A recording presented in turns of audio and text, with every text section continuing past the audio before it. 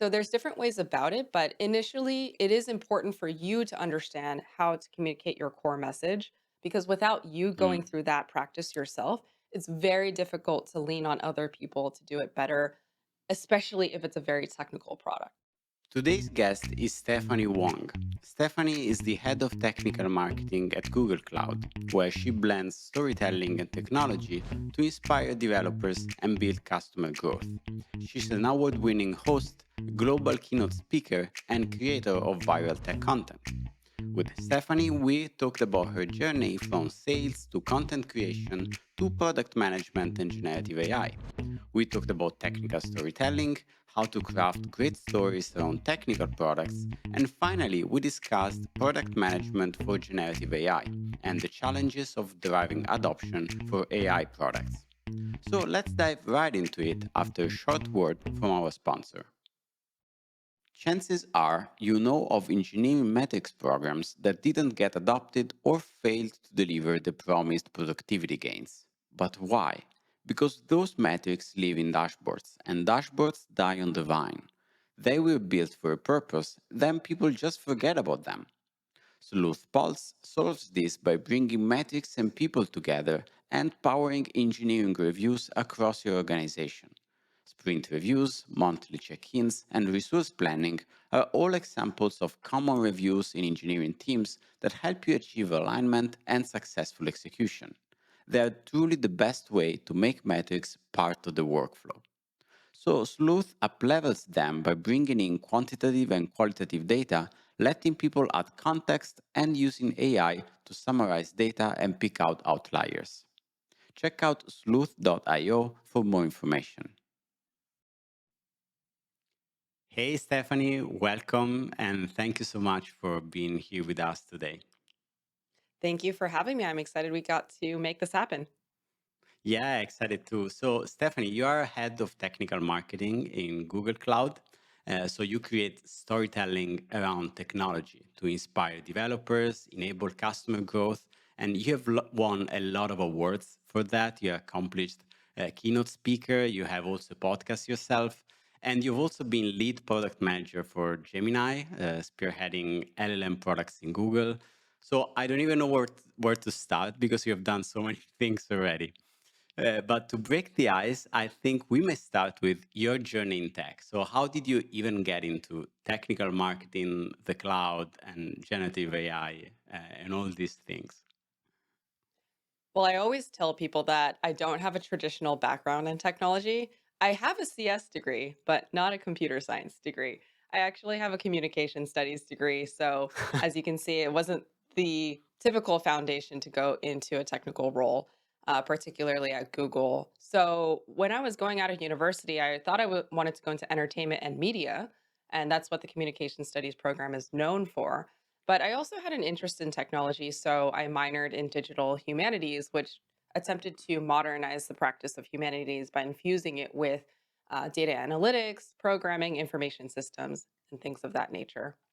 It Mm. wasn't until I started applying to jobs all across media, ads, technology, and ended up landing a role as a sales engineer at Oracle, which is another, of course, large technology enterprise company. Yeah. And when I started working as a sales engineer there, I enjoyed it because it combined sort of this left side, right side brain thinking of Mm. doing technical skills, but also business at the same time. So that's sort of how I gained my foundation and learned about enterprise B2B, SaaS, PaaS, and IaaS technology.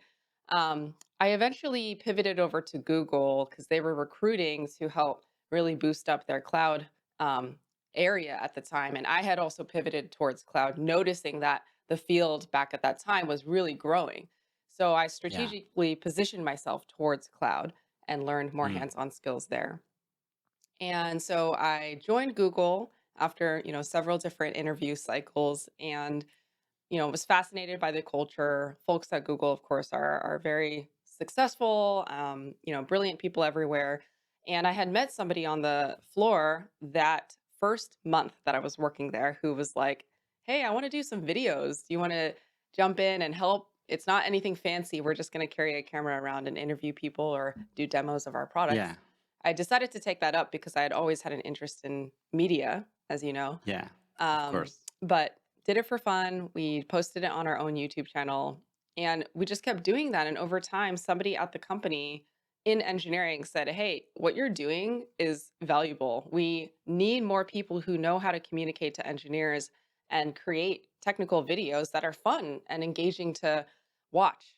So we ended up doing that for the official Google Cloud YouTube channel, teaching people about how to use our products, everything from database as a service to cloud computing and typical VM infrastructure in the cloud, Yeah. and started engaging people that way. And one thing led to another, and I ended up doing that full time, actually pivoting to DevRel or developer relations for over 5 years at Google. Yeah. And so we had a lot of pivots since then, but that was probably the big chunk of my career is learning how to storytell at scale in developer relations. It's an awesome story. So it started as a, let's say, a side gig to your regular job. It wasn't like an official duty for your position. And as far as I understand, Google Cloud didn't even have such a role or such a space, So it started with you and it grew because it was proven valuable, basically. Exactly. A lot of my pivots in my career had to do with me taking time outside of my full-time role in either a 20% fashion or as a rotation at the company. And that's how I Yeah. ended up learning how to do things, building relationships with other people in different organizations, and then pivoting full-time. And that's how I also made the transition to product management during the generative AI boom that was happening the last couple years, and then recently pivoted back towards the storytelling side in Yeah. the marketing function, kind of leaning on the relationships that I had there.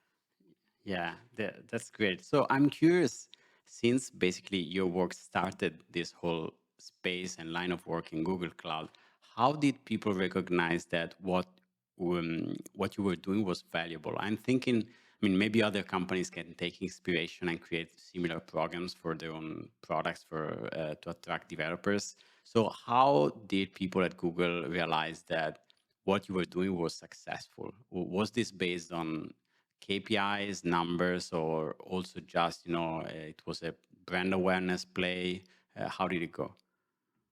I would say it was a combination of things. I mean, it took one leader disruptor at the company to recognize the value of Hmm. highly scalable online content targeted at engineers, developers, and technical practitioners. My manager at the time was the one who got the funding, the budget, and the executive buy in to start a team within DevRel that was focused specifically on content. Yeah, And this was during a time where it wasn't as popular as it is today. So once he gathered a small sort of initial team, including myself, to prove that value, and we started garnering views, engagement from the hmm, online community, really a two-way street in terms of one to many, but also getting feedback about our products and getting a lot of conversion into trying our tutorials, doing online workshops, things of that nature.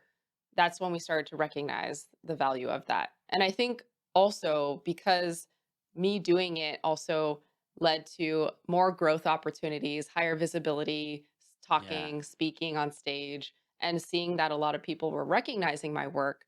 It was then that I started to gain more credibility in a yeah, pretty traditionally non-communication oriented organization in that way. It was typically like going in person to meetups, doing workshops and hackathons in person, but not so much this online content style of engagement. yeah, yeah. I love that. Yes, I remember, in fact, when I first got in touch with your work, videos were awesome, of course. And I remember thinking, wow, I didn't even know that Google were doing these things. And it's because it's, as you said, they are not probably known for this kind of content and storytelling, but I think it's fantastic to see this around technical products. And of course, it resonates with me because I'm a technical writer full time with with the newsletter, and I think that in an age where many other channels have like diminishing returns from paid ads to SEO, etc. I think great storytelling is always going to thrive and work with people because it's about connecting with other people. So 100% agree. But I'm wondering, was there a learning curve and some trial and error about some types of content and types of storytelling that maybe work better or work worse? Are there some lessons learned that you can share? Oh, definitely. A lot of people come up to me now and they ask me how I'm natural at explaining these complex topics or how I must be naturally born with the ability to speak Yeah. on stage. And I'm like, no, you're seeing the result of 10,000 plus hours of practice over the last 7 years of honing this craft. And Yeah. really, it's even more difficult because I think technical practitioners and engineers tend to overlook the fluff or traditional sort of marketing techniques to engage with them Mm-mm. about products. They want to be able to be hands on. They want to see other people in the wild using a certain AI model and getting dramatically fantastic results in a unique way, right? So in that way it's even more important to infuse not just storytelling but your personal perspective into the Yeah. content that you're creating. And you, Luca, you understand knowing that you have this newsletter where it's not just delivering information, it's about your experiences, your viewpoints, you know, your actual 100%. challenges that you've undergone yourself. So the learning curve was massive for me, especially coming from a non-traditional background into an organization that was full of people who were software engineers that were very gifted in a very specific domain.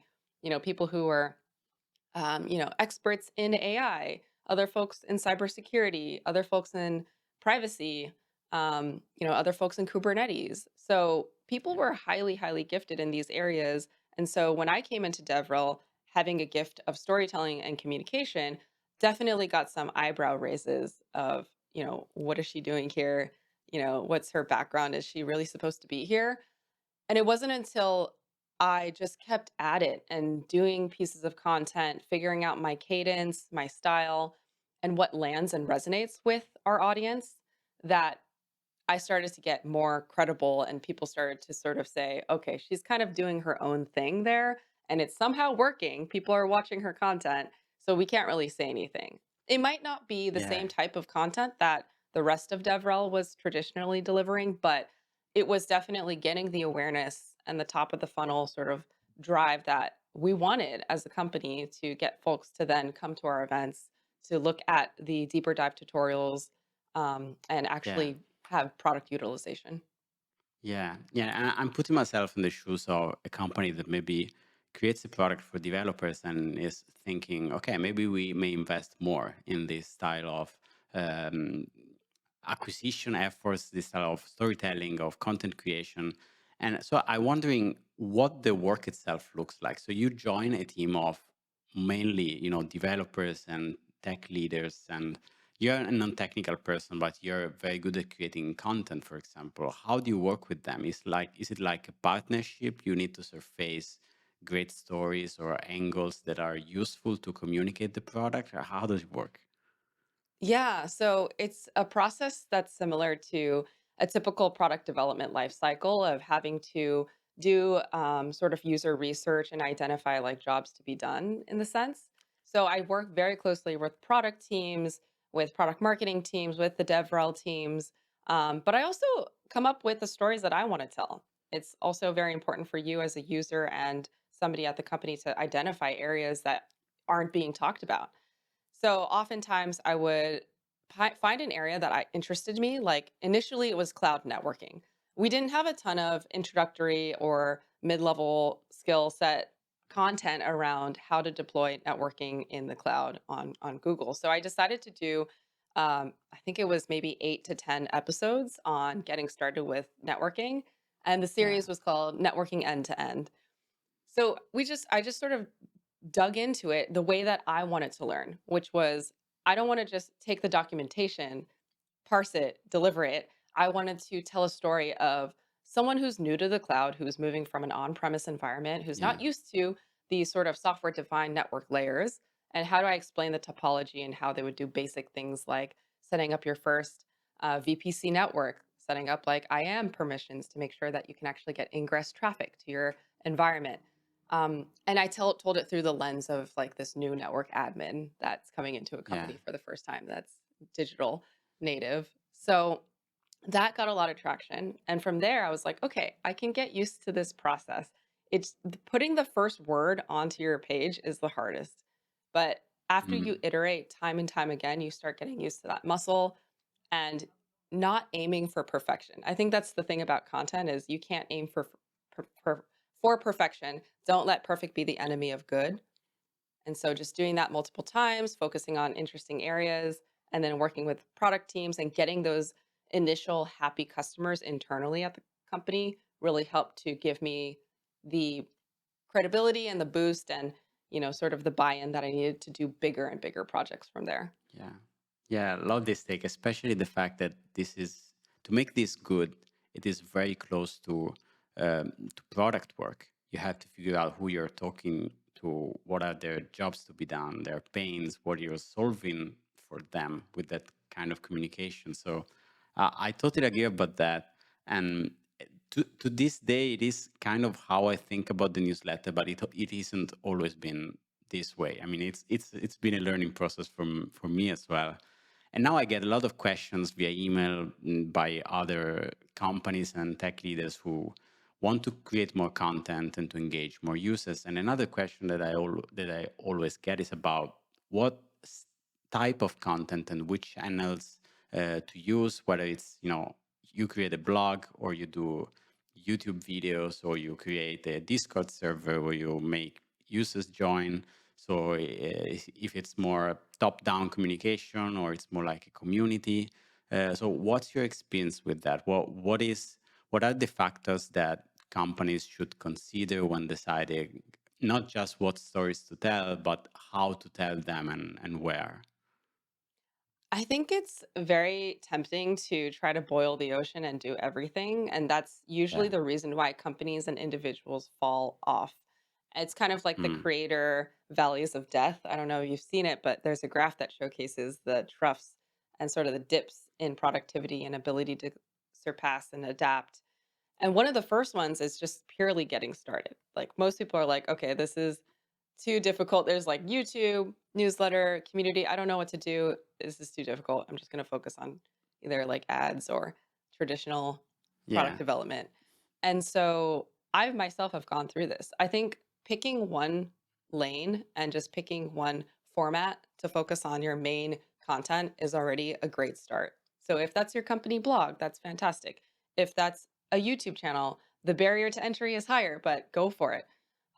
If it's a podcast, it's actually harder than you think it is, but go for it. It's just getting started and building the right system in place to do it consistently over time. Yeah. And consistency is probably the most overlooked concept in creating a community or content is what works for your team. I am an advisor Mm. to startups, and one of their challenges is simply breaking through the sound barrier and making sure that people know who they are and what their message is. So they're starting from nothing, going into a noisy environment, trying to find differentiation. Even at the size of Google, we're often facing that as well. So it's simply about getting your message out there. And I also do think that personal brands are very powerful today over company Mm. brand accounts. So if you have initial champions at the company who can talk about what makes your engineering practices or your product unique, really lean on them to put out thought leadership pieces. And once you have those pillar pieces of content, you can then think about repurposing that large piece of content into other means like smaller social media clips, visual assets, or making a blog out of something else or vice versa. So I really think just picking one lane, focusing on your core message, and leaning on those champions is one way to get started initially. Yeah. And you suggest like taking this, picking up those champions and maybe cutting some time from their regular job and letting them craft these stories better to put them out there, as opposed to, for example, hiring a creator or someone who has the inclination and then has the official duty of surfacing these stories. What's the best way to start? I think there are probably different ways. Maybe depends on company scale or product stage. I don't know what you would do, for example, if you were like an early stage startup or a high growth startup that has just raised some funds and needs to, as you say, break the sound barrier.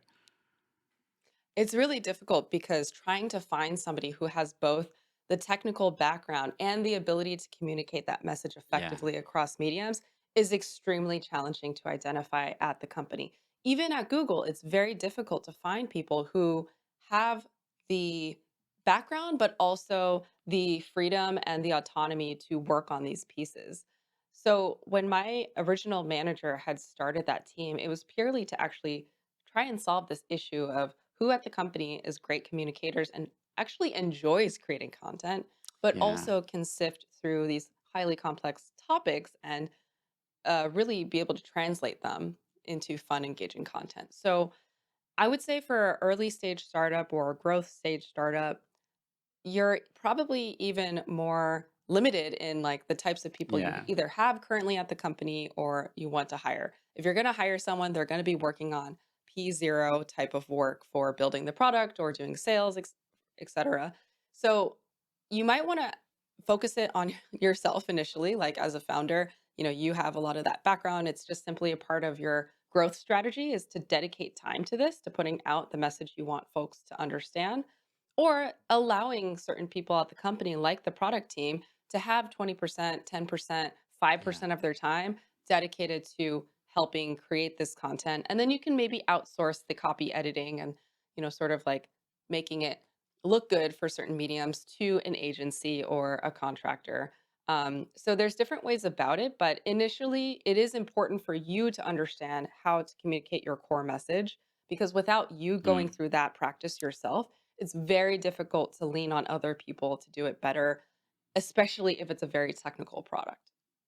Yeah, I agree 100%. I remember what an investor of mine said that I was a founder of a startup, and he always said that what every new thing that we had to do, we founders had to do this first ourselves to inform our taste of what good looks like, and then get to a point where we were comfortable delegating that to someone on the team, someone we would hire for that.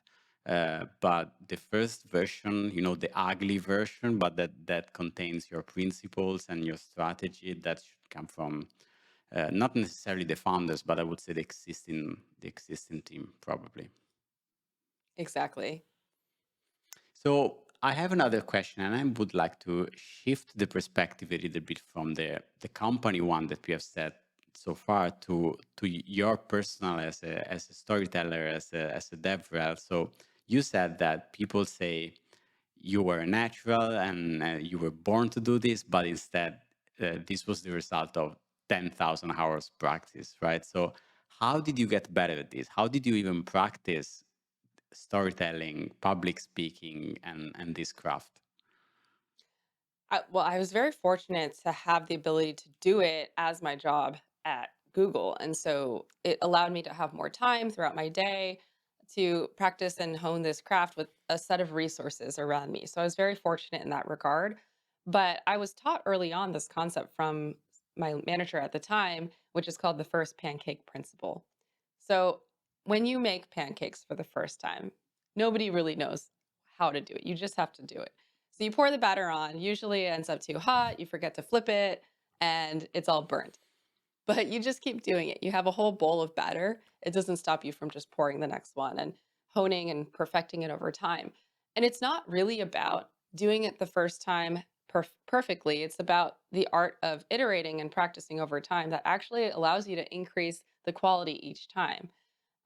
There was a study done actually similarly at a university or a school where a photography teacher had gone out and had half of the class go out and take as many pictures, whereas no criteria, come back with all your sets of photos and just go out and do it. And the other half of the class, she said, you have to turn in the best quality photo. You're going to turn in one assignment. And it turns out that the people who had the ability to go out, wander, and roam free and take as many photos as they wanted ended up with better results than the half of the class that had hyper focused on perfection and honing it for just that one photo. So it kind of is a good reminder that it's about trying whatever it is that's new and doing it over time that's going to help you iterate and improve. And so the same thing applied in this case to storytelling. especially in a world where people have reducing levels of attention. So if you do put out something and you're a smaller team and maybe there's a little bit less risk with you going out and trying new things, just go ahead and put out your first pieces of story or content or communication or go out and do a talk. And then from there, gather feedback or watch yourself. I know everybody hates doing that, but watch yourself to help you improve over time. Like for me, I recognized me doing hands that didn't feel natural. I was like copying people at first and I felt like a robot. But over time, I realized, oh, I can just use my own gestures and I get more comfortable with my own gestures over time. And same thing with the stories. Like I realized over time, I loved talking about data centers and the physical manifestations of the technology around us, even though we operate in a fully cloud native environment, typically or software based. But I loved connecting it to the physical implementations of how this all works together at scale. So like certain patterns started to emerge for me. Yeah, love this. And I agree that practice not only makes you better, but also reduces your own discomfort, especially when it's yourself out there, you have to watch yourself on video and it's awkward at the beginning. I mean, my own experience with with this podcast that I started just 6 years ago or 6 months ago or so is that I had not recorded anything on the internet in video basically before. And in the beginning it was, I mean, I felt it was ugly, but over time, on one side, maybe I got better, but I think that the most part is that I just got used to watch myself, to thinking that I do this, and so it became more natural. And so I think that awkwardness just goes away once you do things for some time. So just stick with it. I think that's the advice. Exactly. Yeah. There's another Italian creator I know that also started with like 0 videos and now he has over 150 or 200,000 subscribers on YouTube and all he does is talk about engineering and coding and he also went through like a very similar experience and I think you make a good point about just painting your identity as what you Yeah, want to be, right? Just saying to yourself, I am already a storyteller. I am already a creator. And yeah. simply that, I think, does a lot. It's more powerful than people think it is. Yeah, I think part of the awkwardness or the discomfort also comes from the fact that, especially when you start doing this more seriously, either for a living or it's a big part of your job, it's still considered like a weird trajectory and a weird, career choice or skill as opposed to just, I'm an engineer or I'm a salesperson. So as you said as well, in your case, you come to this from different points of life, different experiences. You don't really think I would be doing this for a living, for example. So my question is, how do you think about your skills, your trajectory, and let's say your overall identity as a professional? I mean, do you ever get imposter syndrome or find it hard to figure out what you should be doing in your career? Yeah, imposter syndrome seems to follow me no matter what I do. I'm actually starting to think that I enjoy it because I keep seeking out challenges and unfamiliar environments where I do feel like I'm out of my comfort zone. But I think that means that you're growing, right? Yes. Going into an opportunity feeling like you're ready for it is probably not the best, most growth opportunity for you. So I definitely feel it, especially coming from a different background into DevRel, into product for AI, and now, sort of into marketing is even different. And I think it always takes about a year and a half to Mhm. feel like you've fully, not even fully, but started to grasp the environment and the skills that you need. And you start to understand the known unknowns. And now you're in that Yeah. territory of knowing what you need to learn. For me, what's worked, I would say, is the more situations I put myself in like this, it becomes easier over time Mm. because you're like, okay, I've done unfamiliar before. I'll figure it out. I know I'm that person. I'll figure it out, and I'll lean on other people to help along the way. And so, one of the things that I try telling people is to try to find opportunities that showcase your skills and your strengths, but also Mm, showcase the skills that you want to learn. And finally, help the business or help the organization you're a part of. If you can find the sweet spot between those three, then, usually resources help and rewards start to gravitate towards you as opposed to the other way around. I would also say that for me, I stopped chasing promotions. And mm, that can mean whatever in your situation, and whether you're at a traditional company or not. But stop chasing those traditional types of promotions and start chasing growth of options instead. And mm. I think that's fully changed my perspective on my career because I started to see it as a portfolio of experiences rather than a ladder that is sequential. That kind Yeah, of unlocked my ability to say, yes, I care about my next promo, but is it going to open a door for me, or in 2 doors from now, is it gonna help me get to where I wanna be, at least in the next 2 years? And so yeah, that's why I've picked up these 20%. I've picked up the side projects, my own YouTube channel, my own podcast. I've done stuff with venture capital. I work with startups. Like all of these side things I do are all because I'm trying to invest in my growth of options, not necessarily a traditional promotion. And oftentimes, as I've mentioned, these side projects are what led to me having even better opportunities as my full time role. yeah. So, if there's a way that you can continue to keep that mindset, I highly recommend it. Yeah, so this is something that I wanted to ask you because you said at the beginning that you were fortunate that you were able to start doing this at your job at the company you were working at, right? But maybe for some people it's not the case. There is not such an opportunity. So I think this is like confirmation rather than a question because you have just said that, but you recommend trying something on the side, like creating some content, putting it out there without considering your regular job because it benefits your visibility, your credibility on those topics. So this is something that you have started doing yourself on parallel with your work at Google. Exactly. And I people might say, "Well, you're biased because we don't I don't want to create content. I'm not somebody who sees myself as a personal branding expert, a LinkedIn influencer." And so that's fine. Not everybody has to go out and create content. What I'm saying is that it is beneficial for you to build a personal brand to your own career. If you have the opportunity and the barrier to entry is extremely low today, why not Mm, put yourself out there? It's just the same career advice that you would give somebody internally at a company who's looking to get promoted. You need to build your personal brand internally so people recognize the work that you should be celebrated for. It's super important to identify what the company wants and needs. And if your work is aligned with that, then people should know and they should endorse your work for you when you're not in the room.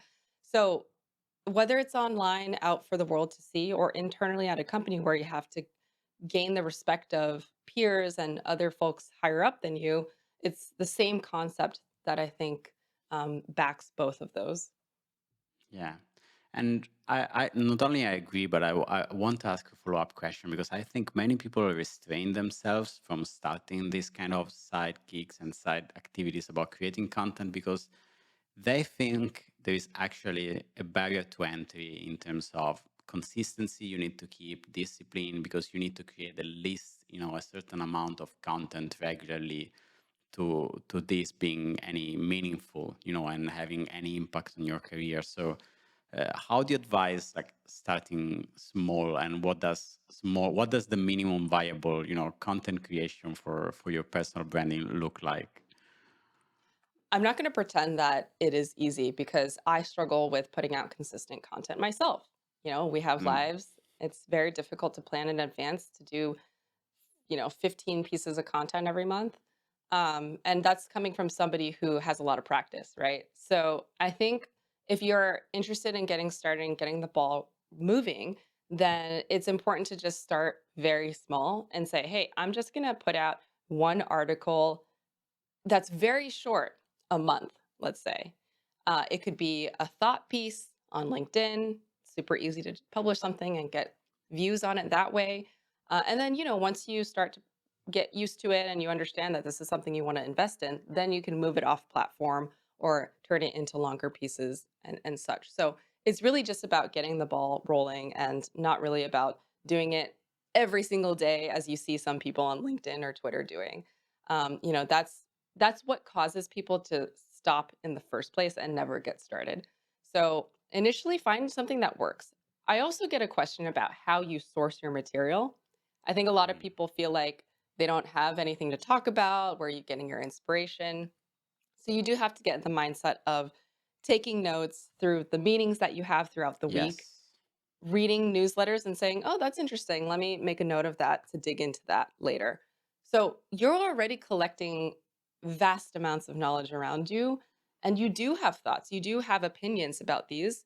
Just instead of keeping them to yourselves when it happens in the meeting, think about how you can maybe form that into a thought piece in a short article instead about platform engineering or how DevOps is changing or how AI is changing software engineering or how your own organization isn't adopting AI. And these are the reasons why we're still a ways off. So things like that. Yeah. I think this is great advice. And one of the things that I've been saying to people who find it hard to write articles, for example, technical articles, is that whenever you find yourself sitting in front of a blank page and thinking hard, chances are you're doing it wrong. I mean, it all starts with note taking, with notes you have already available about, as you said, meetings you have had in the companies or articles you have saved because you liked them. So you never start from zero. Otherwise, it's very, very hard. So I think it should come. I wouldn't say easy, but kind of natural to put together, a bunch of material that you have previously collected, like here and there, and then craft everything into, I don't know, an article or a video or a LinkedIn post. Uh, at least this is how it works for me. Yeah. And it works for me that way as well because I also create content outside of my job and I want to maintain my own personal brand that's, sort of separated from what I do at Google. And so I've been trying to figure that out for years in terms of what do I want my focus to be? A lot of people are like, well, I don't know. I feel like my personal brand isn't defined yet. I don't know what I want to be known for. I don't know what my domain is specifically. And maybe I want it to be different than what I do at work. And that's fair too.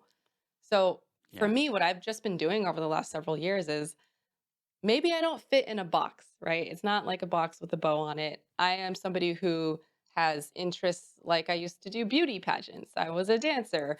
Now I do technology content and I talk about everything from AI to investing to startups to, you know, everything in between. And so my content is kind of like all over the place, but I also feel like that's what makes me unique. And I've really leaned into that multifaceted brand that I have and I might not be growing quite as quickly as somebody who's really well known in AI and Mm. they do talks on only AI, but I'm okay with that during this period of my life because I'm doing a lot of things. I'm still learning and I'm okay with that. Yeah, so the litmus test is that you feel you're learning, right? You follow your curiosity, you feel like you're challenging yourself. That's what you're going after. For me personally. And I think even if you do know your domain and your brand really well, you're still always learning and that's always going to be source material for what you talk about. But right now, I'm trying a lot of things in my career. So I think my content is a reflection of that. I'd love to start a newsletter when I can dedicate time to that as well. Um, and I think like my newsletter would probably be about my career trajectory and how I can help folks also either pivot into Yeah. or during their time in tech and also just continue to break down any kind of interesting topics today into a way that's fun to read. And I realize now as I'm saying this that I think my domain and my craft is that. Like it's not Yeah. focused specifically on a technology. It's about let me just talk about a range of things in tech and break it down in a way that people enjoy. Yeah. Love I that. think that's your craft And too, you know? yes, yes, that's how, I mean, I've kind of given up thinking, I mean, finding a specific definition, for myself for what I do. And it's similar to what you said. I mean, if I feel that I'm learning, I'm challenging myself and I enjoy what I'm doing, then I feel like I'm on the right track, and I've become more comfortable than I was when I was younger. For example, that whatever happens, I will figure out in some in some way. So I believe what I do. I believe it is relevant to craft great stories. I mean, I think it's one of the most timeless things that you can do, possibly. And even if it's totally different, for example, from my previous job as a CTO, I'm not afraid, or at least I'm not as afraid as I was at the beginning to, to get rusty about my previous jobs and skills. That's not something I think too much anymore, but it has been a journey for me as well to get more comfortable about doing this full time. But eventually, I think that it leads to a healthier way of looking at things instead of pigeonholing yourself into single box, as you said. You appreciate that you can do many things, and I Yeah. also think, and that makes me segue into a different topic. I also think that with AI and all this development, people who can do many things and more like generalists are going to thrive and get more help from AI, from this technology. And I know you have worked a lot with AI, and you have been lead product manager for Gemini for Google Cloud. And first of all, my first question is, because you said this at the beginning, that creating content and storytelling is similar to product work.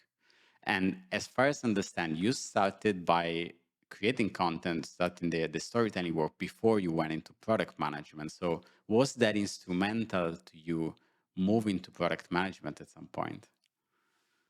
Well, I've never thought about it that way directly, but yes, because I got used to really working in a very fast paced, rapid sort of prototyping pipeline Yeah, environment, right? Ideation, prototyping, A B testing, delivering, right? And just again and again and again. And a lot of the things I did were in bulk. Like I would do 8 to 10 pieces of content, do it all in one batch, and then deliver it. So it yeah, was, everybody has their own style of work there, but I think it got me in that mindset of iterating quickly and prototyping and sort of shipping things. And especially when I moved to working on Gemini for Google Cloud, we were bootstrapping like crazy, right? It was like 0 to 1 product building at Google, very wow, fast paced, rapid environment. And so it wasn't just me that had to onboard and learn about all these new AI terms, but a lot of the engineers who pivoted to work on this were also learning on the job too. Like, okay, let's figure out data quality evaluations,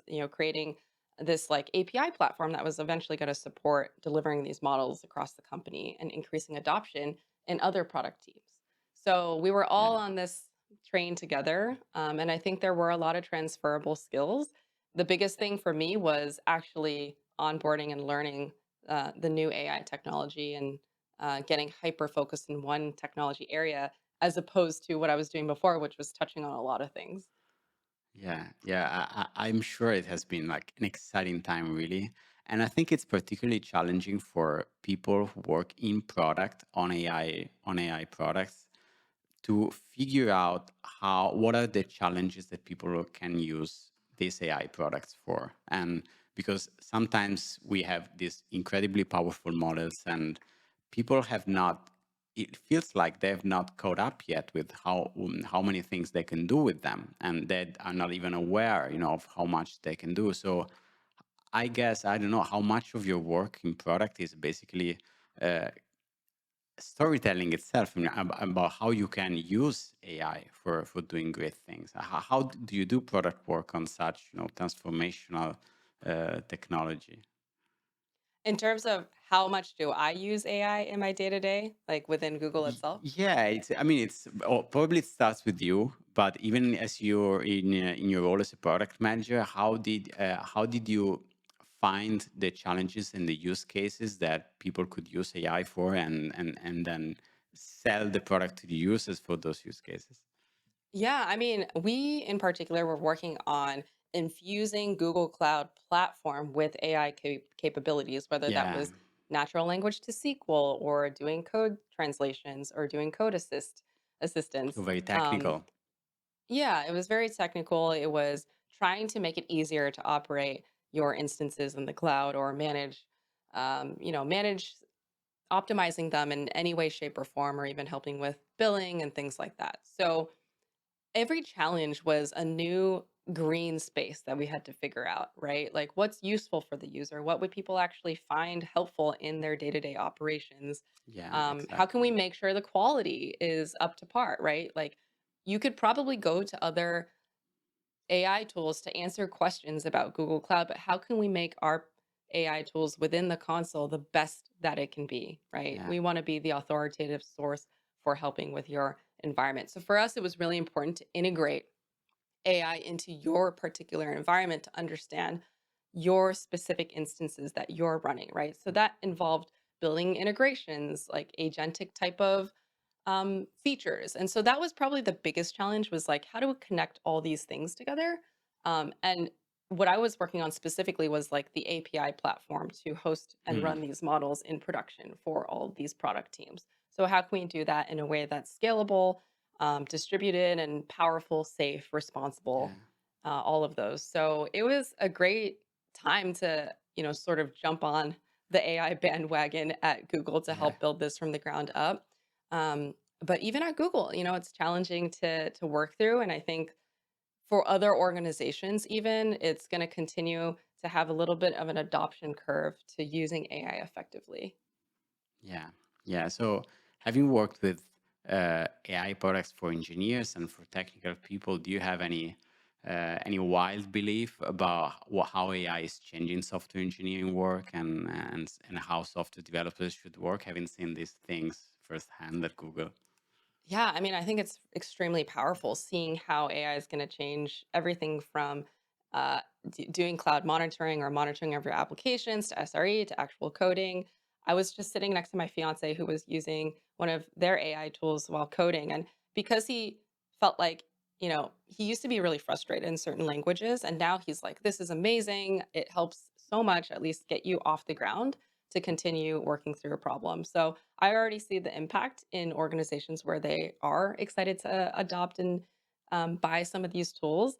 But I think we're going to see even better integrations with, autonomous agents and agentic workflows, Mm, assistants that actually understand your code base fully and can suggest changes or even like address vulnerabilities in your code, or just build like really useful integrations between your different applications and do things on your behalf. So I think we're moving towards a model where that's going to be a lot more personalized based on your specific environment. I also feel like recently I've been doing some research on how AI models are getting better at understanding the mm, nuance of language and code and really understanding the nuance by mm. having extremely large context windows. And that's kind of Yeah. how you're able to import your entire code base if that's what you're trying to do. But having large context windows like Gemini at Google has a 2 million Yes. token size context window, which is the largest The on the largest one. market today. So it allows you to do things where across modalities between unstructured, structured data, video, images, code, to understand how things connect and work together like a human would understand and interact with conversation. It could take in 10 million tokens and do it with Yeah. pretty high consistent recall of information. So if you ask it a specific question, it's able to identify the part of the context that is relevant and answer in a very accurate manner. And so all of this is saying that in the future, we're going to continue to have models that are just more useful, where you can communicate without having to identify what type of data Yes. it is. You can speak naturally to it using your voice or showing it an image or a video and ask it a very broad question, and it would come back with something highly relevant, like somebody who had actually sat and watched the video would be able to recall and understand. Yeah. And we're moving Uh, towards a model where we see even bigger context windows, and we've had some research there, so it's exciting. Yeah, I love that you mentioned context window because one of the most common criticism that I hear from developers is that AI for coding is all like fun and games until you have coding from scratch, scenarios. But instead, what if you have a big legacy code base full of dependencies, full of things that can break, and you ask AI to make some change or some refactoring here and there? Well, I actually think that AI in the future, but it's the near future, will be especially useful on big code bases because of this superhuman ability of loading context in a way that the human brain cannot do. So it Yeah, will probably be able, I mean, one of my thesis is that AI will be able to pick up and suggest, I don't know, refactoring ideas or optimization ideas that we are not able to get as humans because we are not able to load everything into our brain. I don't right. know if you guys see any of that. Yeah, I mean, that's already starting to happen, and I think also, even translating legacy code from, like, I don't know, Cobalt or something into a more modern language is a task that's extremely tedious and time-consuming, so taking care of some of those tasks is one of the first use cases that I think we've seen a lot of value from AI in software development, and I think we're gonna continue to see more use cases like that, where it's, like, not trying to take over the logic of every software developer, but I think that it's going to take care of a lot of the tasks that aren't good uses of time. And it just happens at a Yeah. fraction of the cost and the time than like a full-time employee to do that work. Yeah, totally agree. I'm an AI optimist for for software development. I think not only we will embed more and more AI, but it will make both code and our work better, letting developers focus on the more creative and rewarding parts, and basically giving up chores and unpleasant tasks. As you said, rewriting a full code base in another language. Who wants to do that, really? Yeah. It could be a good university like practice scenario for those who still want to Yes. learn those. Yes, yes, only there though. Yeah, you hope you don't have to do it for real on your job. Yeah. Hopefully you're getting some good experience or pay out of it at the very least. Yes, yes, at the very least, I agree. So, Stephanie, thank you so much for coming to the show. It was a great chat. Really, I loved it. I loved it as well. Thanks for inviting me. Thank you. Thank you so much for listening. If you found this chat valuable, you can subscribe to the show on YouTube, Apple Podcasts, Spotify, or your favorite podcast app. Also, please consider giving us a rating or leaving a review, as that really helps other listeners find the show. You can find all past episodes and learn more about the show at refactoring.fm. See you in the next episode.